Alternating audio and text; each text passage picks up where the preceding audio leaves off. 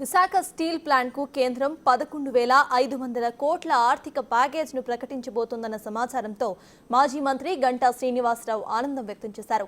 Steel plant ప్రైవేటీకరణ అంశం తెర మీదకి వచ్చినప్పుడు తాను రాజీనామా చేశానని అన్నారు. ఆయన భవిష్యత్తులో స్టీల్ ప్లాంట్ ప్రయోజనాల కోసం ఏదైనా చేయడానికి సిద్ధంగా ఉన్నామని, కూటమి ప్రభుత్వం అధికారంలోకి వచ్చిన తరువాత స్టీల్ ప్లాంట్ అభివృద్ధి కోసం కేంద్రం ముందుకు రావటం ఆనందంగా ఉందని చెబుతున్నారు. పూర్తి డీటెయిల్స్ మా ప్రతినిధి రాజు అందిస్తారు. కేంద్రం స్టీల్ ప్లాంట్కి 11,500 కోట్లు ఇచ్చింది. ప్రస్తుతం మనతో గంటా శ్రీనివాస్ గారు ఉన్నారు. ఏం సార్ 11,500 కోట్లు ఇచ్చింది, ఏం చేయబోతుంది అసలు కేంద్రం కానీ స్టీల్ ప్లాంట్ యాజమాన్యం కానీ? ముందుగా విశాఖపట్నం స్టీల్ ప్లాంట్ అది తెలుగువాడి గుండె చప్పుడు, ఆంధ్రుల ఆత్మగౌరవం.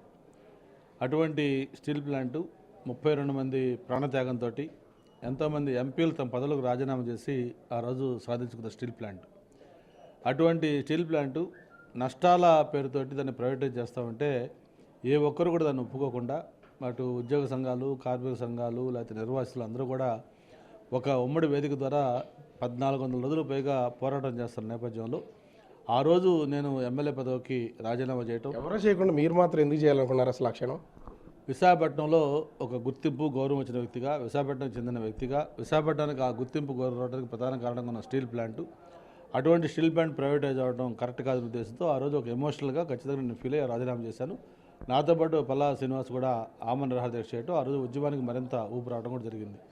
మరి 5 ఏళ్ళు ప్రభుత్వంలో ఉన్న వైఎస్ఆర్ గవర్నమెంట్ ఏదైతే ఉందో దాన్ని కనీసం నా మాత్రం కూడా దాన్ని కాపాడుకోవడం ప్రయత్నం చేయకపోగా దాన్ని తూతు మంత్రంగా వదిలేశారు.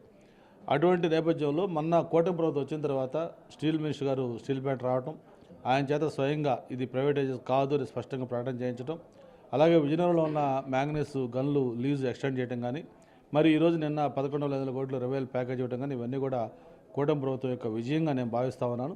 దీనికి ప్రధానంగా చంద్రబాబు నాయుడు గారు, పవన్ కళ్యాణ్ గారు, రాష్ట్రంలో ఉన్న ఎంపీలు వీళ్ళందరి యొక్క కృషితోటి నరేంద్ర మోడీ గారి యొక్క సహకారంతో సాధ్యమైంది. స్టీల్ ప్లాంట్కి ఇస్తున్న ప్యాకేజ్ ఓకే, ప్రత్యేక గనులు వచ్చే అవకాశం ఉందా? దీని గురించి ఏమన్నా కేంద్రంకి కూటమి ప్రభుత్వం నుంచి ప్రపోజల్ ఇచ్చే అవకాశం ఉందా?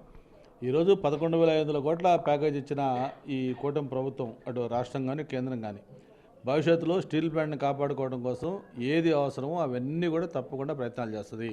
గనులు ఇవ్వాలా, లేదు ఇంకేదైనా సెయిల్లో మెర్జ్ చేయాలా, లేకపోతే ఇంకేదైనా చేయాలా, ఏం చేస్తే బాగుంటుంది అనేది ఖచ్చితంగా అందరితో మాట్లాడిన తర్వాత ఏ ఒక్క చిన్న ప్రయత్నం కూడా వదిలిపెట్టకుండా అన్ని ప్రయత్నాలు చేసి ఈ స్టీల్ ప్లాంట్ని కాపాడుకుంటాం. స్టీల్ ప్లాంట్కి ఇచ్చినటువంటి 11,500 కోట్లని ఇప్పుడు దీని అభివృద్ధికి వాడడంతో పాటుగా భవిష్యత్తులో కేంద్రం ఎట్లాంటి నిర్ణయం తీసుకున్నా దానికి అనుగుణంగానే కూటమి ప్రభుత్వం ఉంటుంది, దానికోసం పోరాటం చేస్తామని మాజీ మంత్రి భీమిలి ఎమ్మెల్యే గంటా శ్రీనివాస్ చెప్తున్నటువంటి పరిస్థితి.